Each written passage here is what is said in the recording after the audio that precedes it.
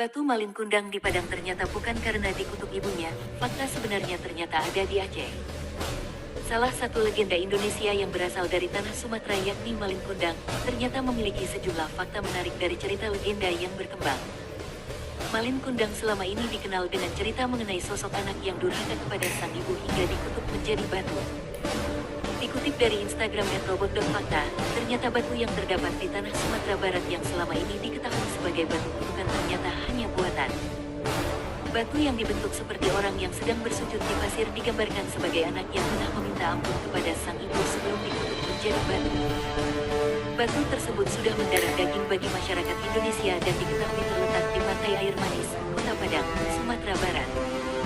Batu Malin Kundang tersebut dibuat untuk menarik perhatian para wisatawan sebagai bukti dari adanya kisah legenda seorang anak yang dikutuk menjadi batu karena durhaka. Bongkahan batu yang disebut dalam kondisi terlungkup di pasir itu menggambarkan sosok Malin Kundang yang dikutuk oleh ibunya dan kehidupannya berakhir. Batu Malin Kundang tersebut pun dikabarkan sudah direnovasi berulang kali dan dicat ulang. Tidak hanya batu, di pantai Air Manis, terdapat karya seni lainnya selain batu Malin Kundang, seperti monumen berbentuk pecahan kapal. Jadi legenda Malin Kundang yang menceritakan anak yang menjadi batu karena durhaka pada orang tuanya adalah mitos. Batu Malin Kundang tersebut menjadi populer dan menjadi daya tarik wisatawan di Padang. Relief batu tersebut awalnya dibuat pada 1980-an sebagai hasil karya Dasrul Bayras bersama Ibn Sani Usman.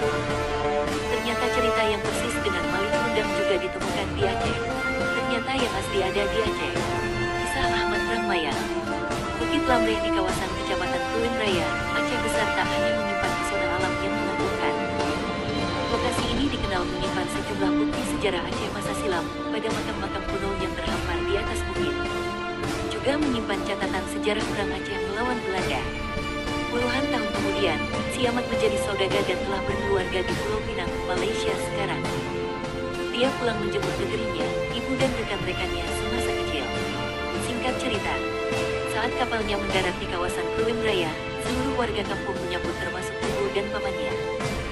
Pamannya memanggil Ahmad, mengatakan perempuan tua di sampingnya adalah Ibu Ahmad. Penampilannya miskin, ubanan, keriput, bungkuk dan compang camping. Ahmad menolak mengakui ibu-ibunya karena malu pada istri dan awak kapalnya yang megah. Anak durhaka itu menendang ibunya sampai jatuh. Lalu dia mengajak seluruh anak buahnya kembali ke kapal, ingin meninggalkan kawasan ibu. Kapal perlahan berlayar meninggalkan pantai. Ibunya berdoa kepada Tuhan, memohon keadilan dan kesadaran umatnya. Petaka datang, hujan, badai, kabut dan gemuruh. Tak lama cuaca membaik, di kejauhan terlihat kapal Ahmad Rahmanyang beserta seluruh isinya menjadi batu karang. Begitulah kisahnya, kemudian dikisahkan turun-temurun di lingkungan masyarakat Aceh Besar. Batu karang itu masih terlihat sekarang, orang-orang menyebutnya sebagai Bati Kapai Ahmad Rahmanyang.